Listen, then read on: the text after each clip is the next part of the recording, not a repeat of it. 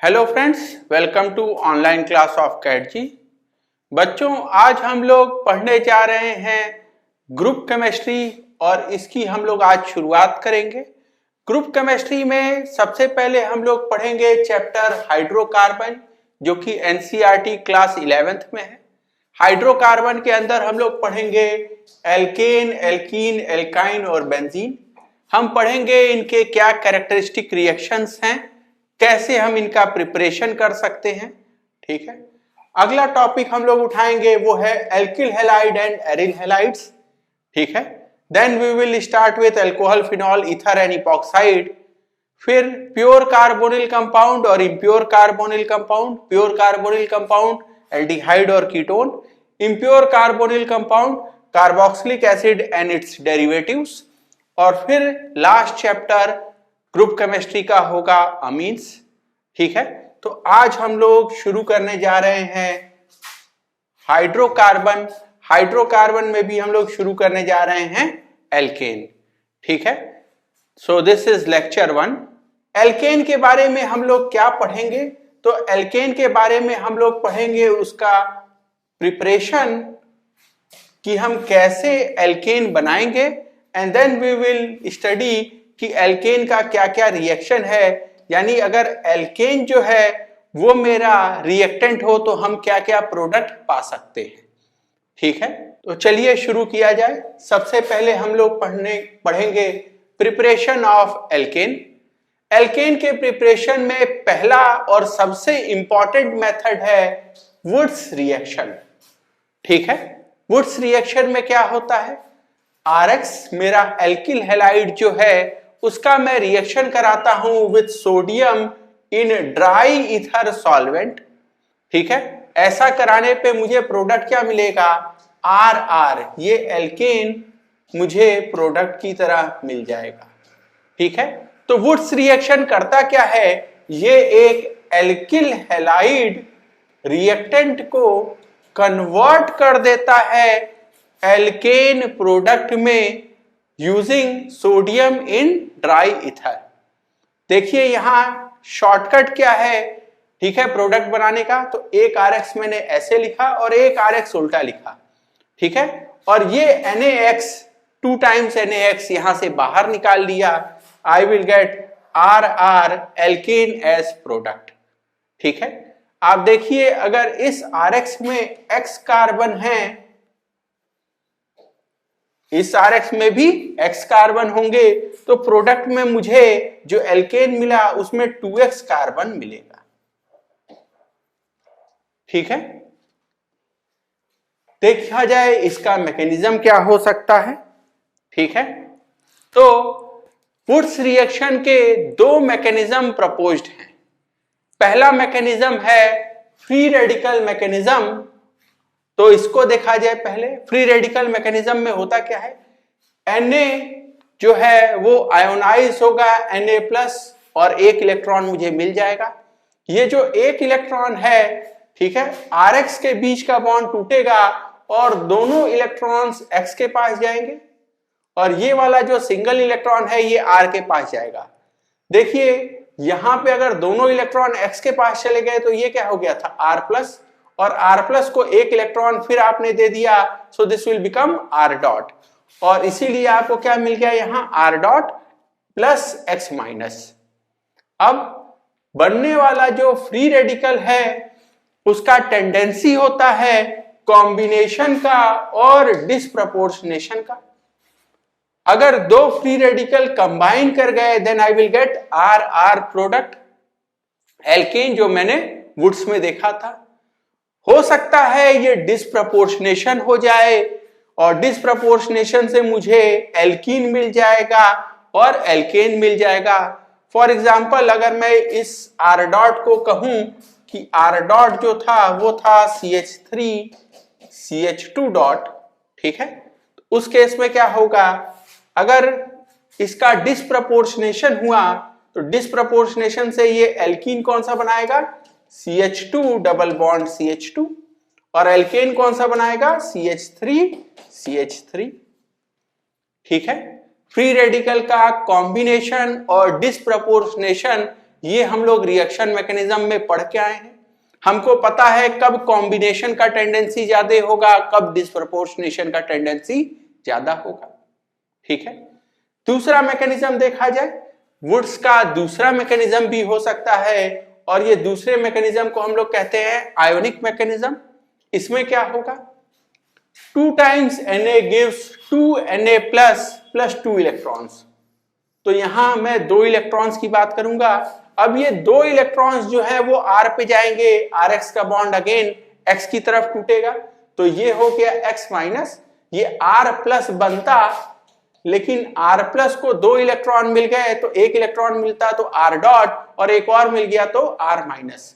यही वजह है कि मुझे क्या मिलेगा यहाँ R माइनस। ठीक है, और X माइनस तो है ही है।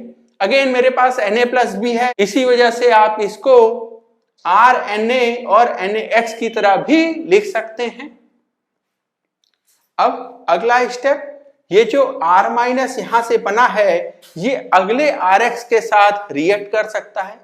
ये जो R माइनस है ये बेसिकली है क्या, कार्बन पे निगेटिव चार्ज है। कार्बन पे निगेटिव चार्ज एक बहुत ही स्ट्रॉन्ग न्यूक्लियोफाइल और एक बहुत स्ट्रॉन्ग बेस है।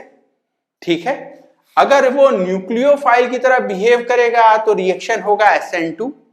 ठीक है, SN2 रिएक्शन कैसे, R माइनस ने यहां अटैक किया और ये X माइनस लिविंग ग्रुप की तरह बाहर निकल गया, you will get RR as the product. और अगर ये R माइनस बेस की तरह काम करेगा तो तब क्या होगा, तब ये क्या करेगा कि यहां से, ठीक है, एक H ले जाएगा।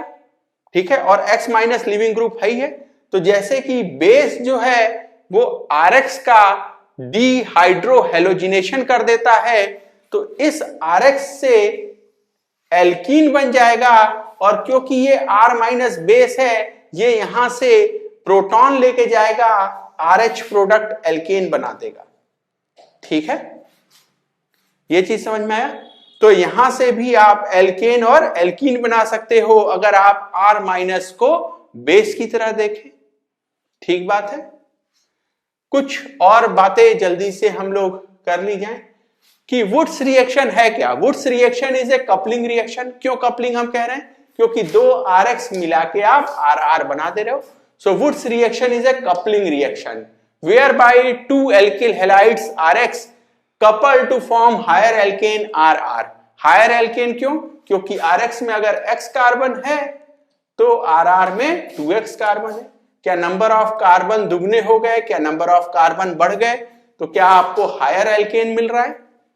ठीक है, अगला बात किया जाए, यहां जो हम लोग ड्राई ईथर लेते हैं, सोडियम इन ड्राई ईथर, तो ये जो ड्राई ईथर सॉल्वेंट है इसका क्या रोल है, इसका रोल है कि Na ये टूटेगा Na प्लस में, प्लस इलेक्ट्रॉन, तो सोडियम का आयोनाइजेशन होना है। आयोनाइजेशन में आपको एनर्जी लगेगी और Na प्लस जो बन रहा है इसको सॉल्वेट कर सकता है ड्राई ईथर और मुझे सॉल्वेशन एनर्जी दे सकता है। मुझे ये जो एनर्जी इंटेंसिव पहला स्टेप है, ठीक है, Na का Na प्लस में आयोनाइज होना, इसमें मदद हो सकती है। अगला बात किया जाए, methane can not be produced by Wurtz reaction. वजह क्या है, यहां देखिए 2x कार्बन का एल्केन बनना है। ठीक है, इसीलिए मीथेन नहीं बन सकता जिसमें सिर्फ एक कार्बन है। Next, 3 degree RX can not be coupled. ठीक है, तो ये जो RX है अगर आपको उससे RR बनाना है तो आप 3 डिग्री RX नहीं ले सकते। वजह क्या है, अगर आप फ्री रेडिकल मैकेनिज्म सोच रहे हो तो फ्री रेडिकल मैकेनिज्म में ऐसे R डॉट का डिस्प्रपोर्शनेशन ज्यादा होगा, और अगर आप आयोनिक सोच रहे हो तो आपको पता है 3 डिग्री RX पे कभी भी SN2 रिएक्शन नहीं हो सकता, स्टेरिक हिंड्रेंस बहुत ज्यादा होगा। ठीक है, तो ये वजह है कि 3 डिग्री RX से मैं RR नहीं बना सकता, उसकी कपलिंग नहीं कर सकता। अगला, it is useful for preparation of RR। RR क्या है, ये एक सिमेट्रिकल एल्केन है with even number of carbon atoms. ठीक है, अगर मैं चाहता हूं कि मैं एक अनसिमेट्रिकल एल्केन बना लूं RR डैश, ठीक है, तो उसके लिए मुझे क्या करना पड़ेगा, मुझे दो एल्किल हैलाइड लेने पड़ेंगे, लेट्स से RX और R'(X). तो RX और R'(X) अगर ये क्रॉस प्रोडक्ट देंगे वो होगा R अनसिमेट्रिकल एल्केन। लेकिन जब मैं ये बना रहा हूंगा तो उस समय ये भी चांस होगा कि एक RX दूसरे RX के साथ कपल कर जाए, R प्रोडक्ट बना दे, या इसी तरह R'(X) एक और R'(X) के साथ कपल हो जाए और R' प्रोडक्ट बना दे। यानी जब आप क्रॉस प्रोडक्ट बनाना चाहेंगे तो सेल्फ प्रोडक्ट भी बन रहा होगा। इसी वजह से आप देखिए एक क्रॉस प्रोडक्ट है और दो सेल्फ प्रोडक्ट है, तो जो यील्ड है क्रॉस प्रोडक्ट की वो कम रहेगी। सो लो यील्ड ऑफ क्रॉस प्रोडक्ट आपको दिखेगा। साथ ही ये तीनों एल्केन बने हैं, तीनों एल्केन बने हैं तो इनकी फिजिकल और केमिकल प्रॉपर्टीज काफी हद तक एक जैसी होंगी। इसी वजह से इनका सेपरेशन जो है वो कॉस्टली होगा। और कुल मिला के यही वजह है कि हम वुड्स रिएक्शन का इस्तेमाल नहीं करते for preparation of unsymmetrical alkane, क्योंकि अनसिमेट्रिकल एल्केन अगर हम वुड्स से बनाना जाएंगे तो मुझे सेल्फ प्रोडक्ट्स भी मिलेंगे क्रॉस प्रोडक्ट के साथ साथ। ठीक है, कुछ और बात की जाए। So next is reactivity order. ठीक है, reactivity order will be Ri greater than Rbr greater than Rcl and which will be much greater than Rf। Rf के साथ तो रिएक्शन भी नहीं होगा। ठीक है, और ये ट्रेंड इसलिए देखने को मिल रहा है क्योंकि आप सोच सकते हैं leaving group ability of I-, ठीक है, is greater than leaving group ability of Br-। तो एक है आप लिविंग ग्रुप एबिलिटी के बेसिस पे सोचें, साथ ही साथ आप कार्बन और हेलोजन के बॉन्ड स्ट्रेंथ के बेसिस पे भी ये बात कह सकते हैं। ठीक है, अल्टीमेटली ये बॉन्ड तो तोड़ना ही है आपको। नेक्स्ट बात की जाए इंट्रामोलिकुलर वुड्स रिएक्शन की। हमने आपको बताया कि जब भी इंट्रामोलिकुलर रिएक्शन होने का चांस होगा तो वही मेजर प्रोडक्ट देगा, क्योंकि ऐसा इंट्रामोलिकुलर रिएक्शन एंट्रोपी फेवर्ड होता है। ठीक है, यही वजह है कि अगर मैं ये साइक्लोब्यूटेन पे ब्रोमीन और क्लोरीन लगा हुआ है इसका वुड्स रिएक्शन कराऊं तो जनरेट क्या होगा, this will generate this free radical, और ये फ्री रेडिकल में आप ये दोनों एंड उठा के जोड़ दीजिएगा, you will get this bicyclo compound as the major product. इस प्रोडक्ट में बहुत ज्यादा रिंग स्ट्रेन है लेकिन इसके बावजूद यही मेजर प्रोडक्ट होगा। तो इसका जो कंट्रीब्यूशन है इस इंट्रामोलिकुलर प्रोडक्ट का दैट इज मोर देन 97%।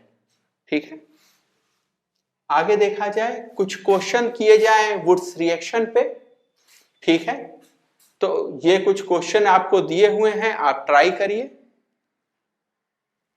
आप आराम से वीडियो पॉज कर लीजिए, इन क्वेश्चंस का आंसर लिख लीजिए, फिर प्ले करिएगा।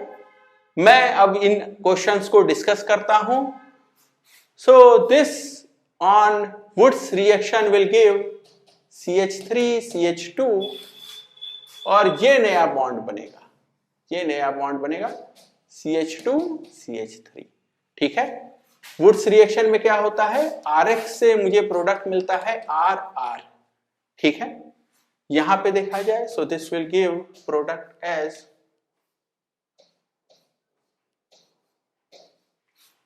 यहां पे, so this will be PHCH2 CH2 PH, ये नया बॉन्ड बना है। यहां पे भी ये वाला बॉन्ड नया बना है। इस वाले में देखा जाए,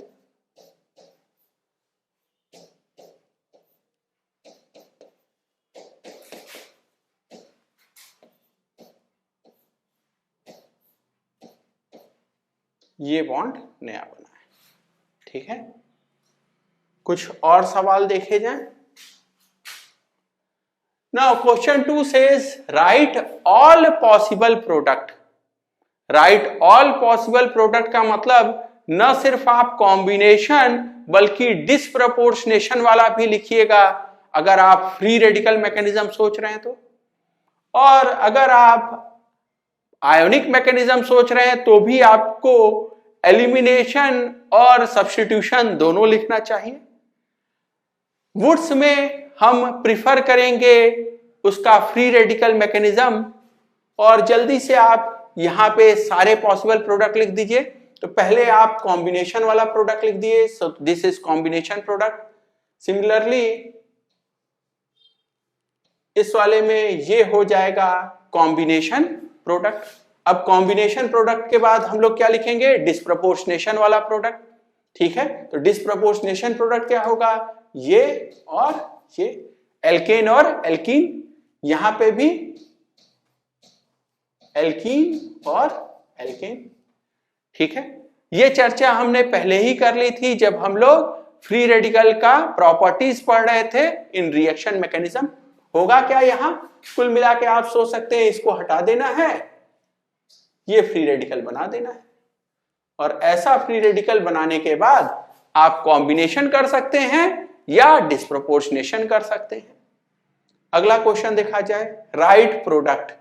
अच्छा, यहां देखिए क्या इंट्रामोलिकुलर वुड्स होने का ज्यादा चांस है, और हमेशा मेजर प्रोडक्ट कहां से आएगा, इंट्रामोलिकुलर से। ठीक है, तो इंट्रामोलिकुलर से आपको बनने वाला मेजर प्रोडक्ट लिखना है, तो यहां ये बन जाएगा, यहां पे ये बन जाएगा। अगेन सेम चीज, इसको मिटा के डॉट लिख लीजिएगा और इसको जोड़ दीजिएगा, यहां डॉट ये जोड़ दीजिएगा। ठीक है, आगे देखा जाए, इसको देखिए। ठीक है, जब भी ऐसा नया रिंग बन रहा हो तो बढ़िया होगा हम लोग नंबरिंग कर लें, ताकि हमको पता रहे कि कितने साइड का नया रिंग बनाना है। तो 1 2 3 4 और 5। ठीक है, यहां पे होना क्या है, बेसिकली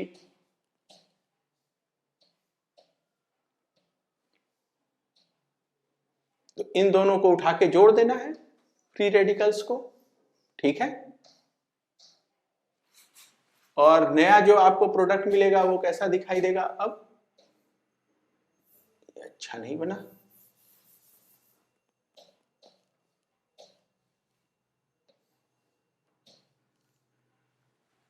ठीक है, तो ये हो गया मेरा प्रोडक्ट। इस केस में देखिए, ध्यान दीजिए, आप ये क्वेश्चन फ्री रेडिकल की प्रॉपर्टीज में पढ़ चुके हैं। जब फ्री रेडिकल बनाइएगा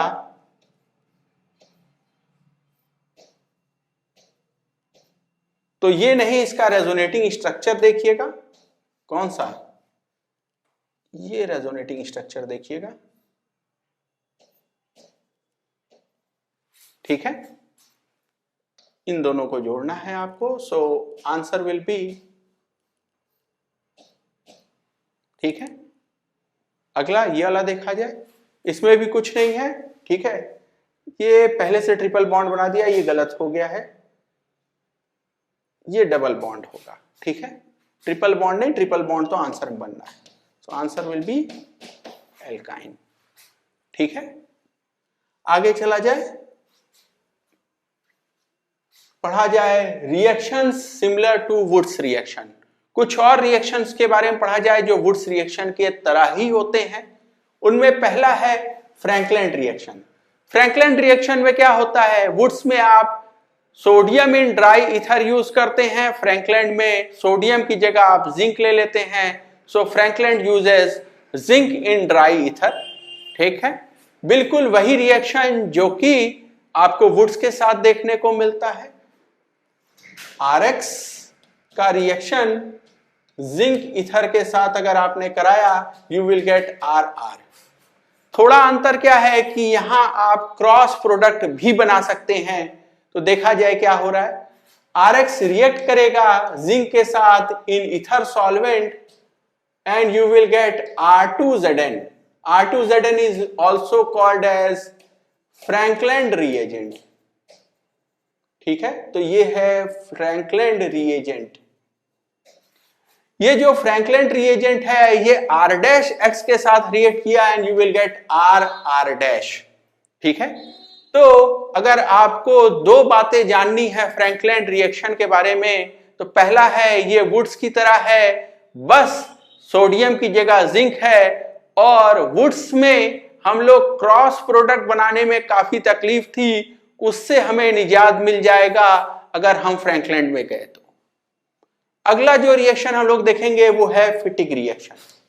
वुड्स में आप यूज करते हैं RX, फिटिक में आप यूज करेंगे PHX, यानी वुड्स में आप एल्किल हैलाइड सबस्ट्रेट लेते हैं, यहां एरिल हैलाइड लेंगे, ठीक है, हेलोजन डायरेक्टली अटैच होगा रिंग के साथ, ठीक है, और फाइनल प्रोडक्ट बिल्कुल जैसे आप वुड्स में लिखते हैं, ठीक है। तो यहां क्या होगा PHX, फिर यहां लिखा हमने XPH, बीच में आप चाहें तो यहां लिख लें सोडियम, और ये उठा के कपल कर दें, you will get final product as PH single bond PH, ठीक है। अगला है Wurtz Fittig reaction. Wurtz Fittig reaction में क्या होगा, एक RX होगा और एक PHX होगा, तो एल्किल हैलाइड का कपलिंग होगा एरिल हैलाइड के साथ, ठीक है, and you will get final product as RPH, ठीक है, एल्किल वाला हिस्सा एरिल वाले हिस्से के साथ जुड़ जाएगा। और लास्ट रिएक्शन जो वुड्स की तरह है वो है उल्मन रिएक्शन। उल्मन रिएक्शन में क्या है कि आप यूज कर रहे हो कॉपर एट 300 डिग्री सेंटीग्रेड, ठीक है, तो उल्मन रिएक्शन वुड्स रिएक्शन की तरह है, या और हम कहें तो फिटिक रिएक्शन जैसा है, ठीक है।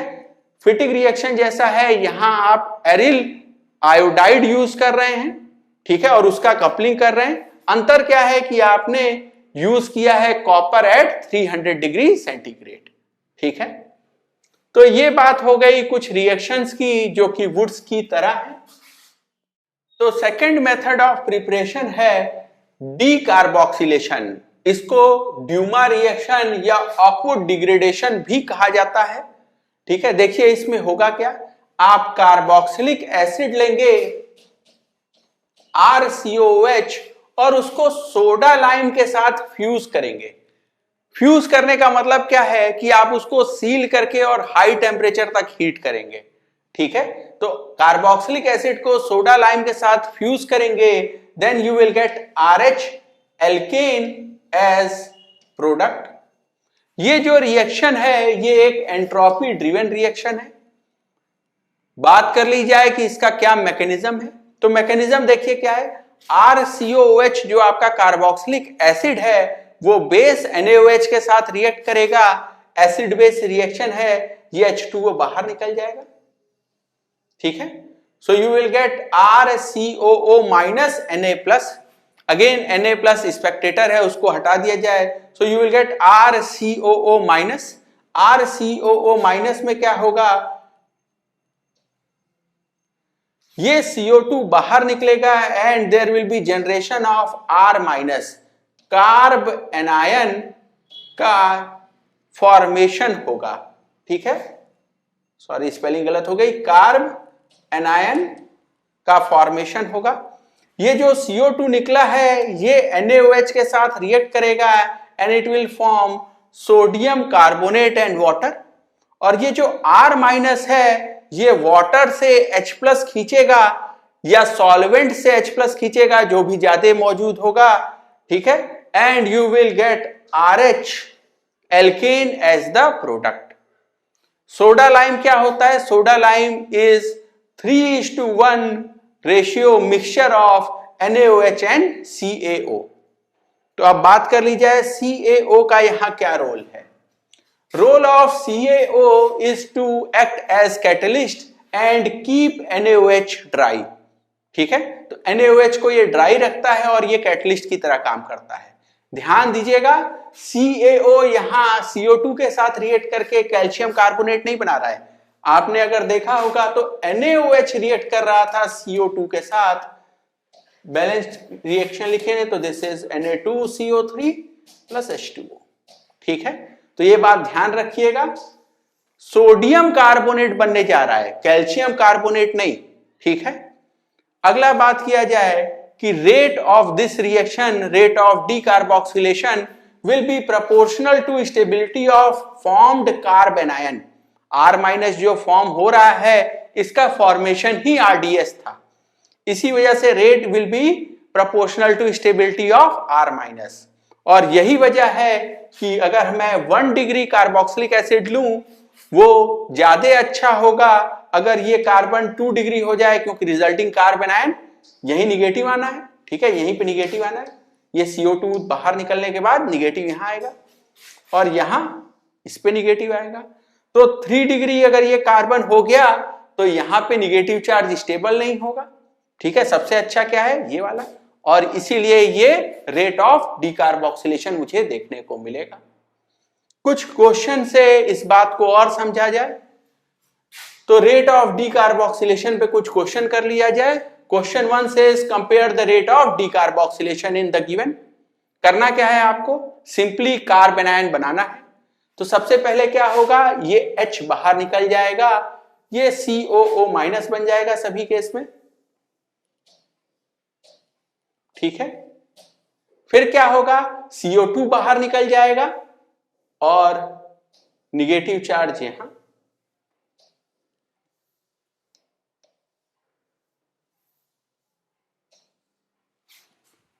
इसी R माइनस की स्टेबिलिटी पे रेट ऑफ डीकार्बोक्सिलेशन डिपेंड करेगा। यहां देखिए निगेटिव चार्ज रेजोनेंस में डीलोकलाइज्ड है और इसीलिए A का रेट सबसे ज्यादा। B जो है वो CH3 माइनस है। यहां पे तो जो CH3 है ये अपना प्लस I इफेक्ट लगा के इसको अनस्टेबल कर रहा है, और यहां पे तो दो CH3 हैं जो अपने प्लस I से अनस्टेबल कर रहे हैं। So rate will B C greater than D। ठीक है, तो रेट ऑफ डीकार्बोक्सिलेशन के लिए आपको करना क्या है, R माइनस का स्टेबिलिटी चेक करना है। ठीक है, एक और क्वेश्चन देखा जाए। यहां पे देखिए रेट ऑफ डीकार्बोक्सिलेशन, अगेन मैं ये COH हटा देता हूं, सीधे कार्बन आयन बना देता हूं। निगेटिव चार्ज सबसे ज्यादा स्टेबल कहां होगा, इलेक्ट्रोनिगेटिव sp कार्बन पे। ठीक है, और इसीलिए ये ऑर्डर आपको देखने को मिलेगा रेट ऑफ डीकार्बोक्सिलेशन में। क्वेश्चन 3 देखा जाए। फिर से हम क्या करें, दोनों में कार्बन आयन बना दें।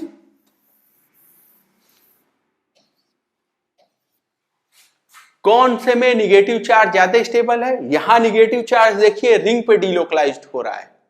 रेजोनेटिंग स्ट्रक्चर ज्यादा मिलेंगे लेकिन निगेटिव चार्ज एक कार्बन से रिंग के 3 और कार्बन पे जाएगा। यहां निगेटिव चार्ज कार्बन से डीलोकलाइज्ड होकर ऑक्सीजन पे जाएगा। ठीक है, तो यहां जो क्वालिटी ऑफ रेजोनेंस है वो ज्यादा है। क्वालिटी ऑफ रेजोनेंस का मतलब मेरा ये है कि निगेटिव चार्ज कार्बन से ऑक्सीजन पे जा रहा है, भले एक ही ऑक्सीजन है लेकिन वो निगेटिव चार्ज उसका बेयरिंग कैपेसिटी अच्छा है। यहां रिंग के 3-3 कार्बन पे जा रहा है लेकिन कार्बन का निगेटिव चार्ज बेयरिंग कैपेसिटी अच्छा नहीं है, और अल्टीमेटली ये ज्यादा स्टेबल है और इसका रेट ऑफ डीकार्बोक्सिलेशन ज्यादा होगा। ठीक है, अगर इसी बात को मैं और एक लाइन में कैप्चर करना चाहूं तो ये देखिए आपके पास शुरू में क्वेश्चन क्या था, CH3 CO CH2 COOH। COH principal functional group, उसके रेस्पेक्ट में ये अल्फा ये बीटा। मैं कह सकता हूं बीटा कीटो एसिड। तो मुझे क्या पता चला कि beta keto acid has high rate या मोर रेट, जो कहना चाहें आप, हैज, ठीक है, मोर रेट और मोर टेंडेंसी फॉर डीकार्बोक्सिलेशन। ठीक है, तो ये याद रखिएगा कि बीटा कीटो एसिड्स जो हैं वो जल्दी डीकार्बोक्सिलेट हो जाते हैं। वजह क्या है, बनने वाला R माइनस जो है वो रेजोनेंस स्टेबलाइज्ड होगा, negative charge more electronegative oxygen पे जा रहा होगा। ठीक है, कार्बन आयन में। नेक्स्ट क्वेश्चन देखा जाए। Again we have to compare rate of decarboxylation. Rate of decarboxylation का मतलब होगा COH हटाइए, कार्बन आयन बनाइए और इस कार्बन आयन का स्टेबिलिटी चेक करिए। अगर ये X इलेक्ट्रॉन विड्रॉइंग ग्रुप होगा तो ये क्या करेगा, डीकार्बोक्सिलेशन को फेवर करेगा। और अगर ये इलेक्ट्रॉन डोनेटिंग ग्रुप हो गया, इसका मतलब डीकार्बोक्सिलेशन के रेट को घटा देगा। ठीक है, तो डीकार्बोक्सिलेशन का रेट कम होगा अगर ये इलेक्ट्रॉन डोनेटिंग होगा, और इलेक्ट्रॉन विड्रॉइंग होगा तो बनने वाले कार्बन आयन को स्टेबलाइज कर रहा होगा, रेट ऑफ डीकार्बोक्सिलेशन ज्यादा होगा। इन ग्रुप्स का कैसा इफेक्ट है जल्दी से लिख लिया जाए और फिर डिसाइड किया जाएगा। NO2 has -M and -I effect, Cl has -I and +M या -M इफेक्ट। ठीक है, ये डिपेंड करेगा। हाइड्रोजन ये तो रेफरेंस है, and OCH3 has +M and -I effect. कमजोर जो इफेक्ट है उसको काट दिया जाए, तो यहाँ -I, यहाँ M, यहाँ -I, इसको काट दिया जाए।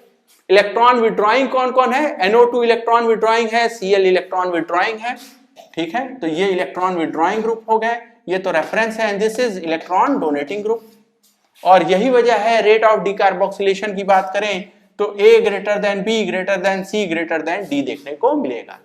तो इलेक्ट्रॉन विड्रॉइंग में भी ज्यादा इलेक्ट्रॉन विड्रॉइंग कौन है? NO2, क्योंकि वो -M से विड्रॉ कर रहा है। ठीक है, Cl उसके अपेक्षा कम इलेक्ट्रॉन विड्रॉइंग है। हाइड्रोजन ये तो रेफरेंस हो गया, और OCH3 ये तो इलेक्ट्रॉन डोनेटिंग ग्रुप है। ठीक है, तो रेट ऑफ डीकार्बोक्सिलेशन सबसे कम कहां देखने को मिलेगा? इलेक्ट्रॉन डोनेटिंग OCH3 जब लगा होगा तब। ठीक है, नेक्स्ट क्वेश्चन अब देखा जाए। मुझे कंपेयर करना है रेट ऑफ डीकार्बोक्सिलेशन इन तीनों का। फिर से वही काम करिए, ये COH हटा के कार्बन आयन बना दीजिए।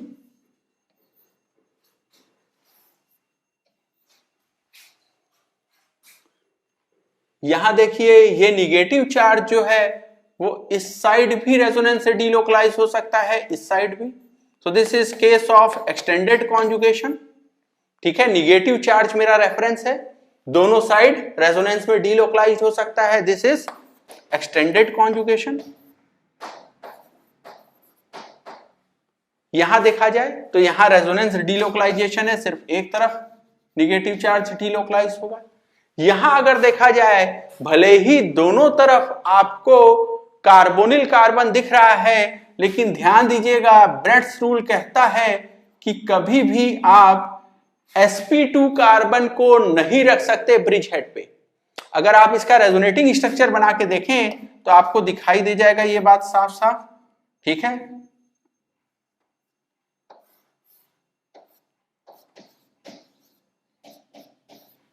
ठीक है, ये sp2 कार्बन रेजोनेंस अगर आप कराएंगे तो ये sp2 कार्बन कहां चला गया? ब्रिज हेड पे। ये तो बन नहीं सकता, यानी ये जो मैंने रेजोनेंस कराया ये रेजोनेंस नहीं हो सकता, तो ये रेजोनेंस हो नहीं पाएगा।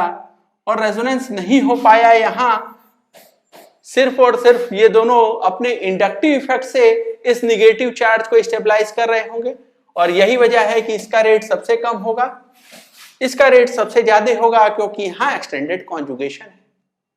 तो ये इंपॉर्टेंट क्वेश्चन है, इसको ध्यान रखिएगा। आगे चला जाए, नेक्स्ट क्वेश्चन देखा जाए। ठीक है, यहां पे बात की जाए, अगर मैं इस मॉलिक्यूल को सोडा लाइम के साथ फ्यूज करता हूं, डीकार्बोक्सिलेशन कराता हूं, तो क्या होगा?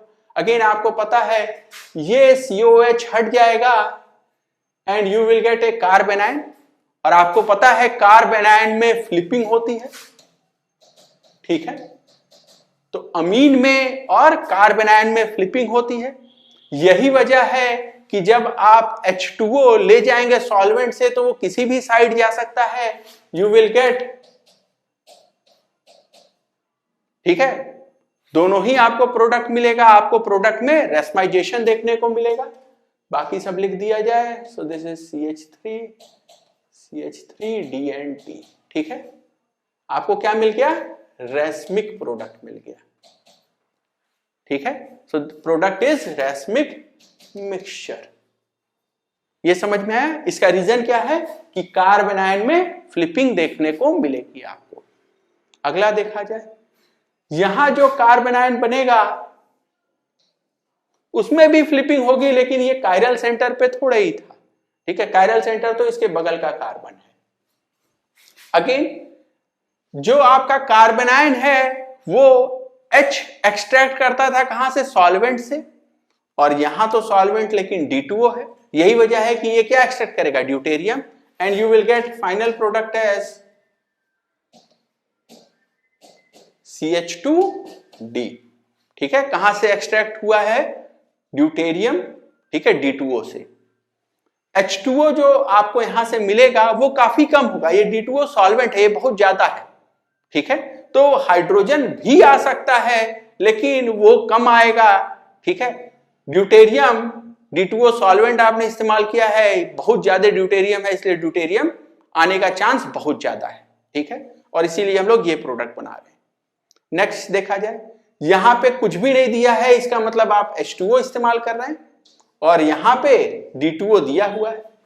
ठीक है, अगेन सेम चीज करना है आपको, COH हटा देंगे, ये कार्बन आयन बना देंगे, और ये कार्बन आयन अब यहां से हाइड्रोजन एक्सट्रैक्ट करेगा, you will get product as, तो ये ड्यूटेरियम, यहां क्या आ गया? हाइड्रोजन आ गया। दूसरे केस में, ठीक है, अब यहां पे क्या होगा? ये एक्सट्रैक्ट करेगा, एक तो ये D है ही है, हाँ, यहां पे अब D आएगा। D आएगा तो वो वेज पे आएगा या डैश पे आएगा? तो जवाब है कार्बन आयन में तो फ्लिपिंग हो सकती है, यानी वेज पे भी आ सकता है, ठीक है, और डैश पे भी आ सकता है। तो साथ ही साथ ये बनेगा और साथ ही साथ ये भी बनेगा। ठीक है, ये वाला सिस है और ऑप्टिकली इनएक्टिव है। ऑप्टिकली इनएक्टिव क्यों है? क्योंकि ये मीजो है। ठीक है, ये वाला क्या है? ये ट्रांस है। ठीक है, और ये ऑप्टिकली एक्टिव है, ऑप्टिकली एक्टिव। ठीक है, ये ऑप्टिकली इनएक्टिव मीजो है और ये वाला ऑप्टिकली एक्टिव ट्रांसफॉर्म है।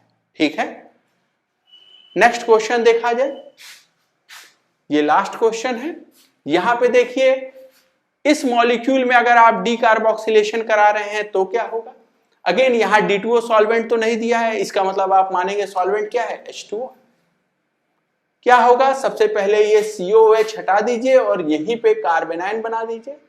ठीक है, ये कार्बन आयन बन गया, अब वो हाइड्रोजन खींचेगा।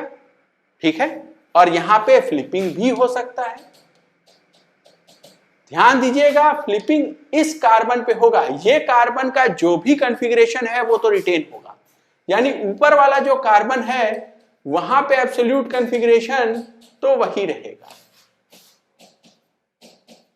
तो ये ऊपर का कार्बन ये तो एज इट इज रहेगा, जो भी फ्लिपिंग होना है वो इस कार्बन पे होना है, क्योंकि कार्बन आयन तो यहां जनरेट हुआ है, और इसीलिए आपको दिखाई देगा ये CH3DH ऐसा भी हो सकता है, ये H2O से H गया है वहां। ठीक है, ये वाला, और ये भी हो सकता है कि हाँ आपको फ्लिपिंग की वजह से ड्यूटेरियम जो इधर था वो अब इधर आ गया हो, यानी राइट से लेफ्ट चला गया हो, तो आपको ये भी प्रोडक्ट मिल सकता है। ये दोनों प्रोडक्ट में रिलेशन क्या है? तो देखिए, ऊपर का कायरल सेंटर जो है वो तो एक ही जैसा है, और नीचे वाला जो है वो एक दूसरे का मिरर इमेज है। इसी वजह से इन दोनों में रिलेशन क्या है? So these are diastereomers. ठीक है, क्या होता है डायास्टीरियोमर्स? ये सब आप पढ़ के आए हैं स्टीरियो केमिस्ट्री में। अब आपको क्वेश्चन में उसका एप्लीकेशन पूछ रहा है। ठीक है, we will continue with the preparation of alkane in next class. Thank you.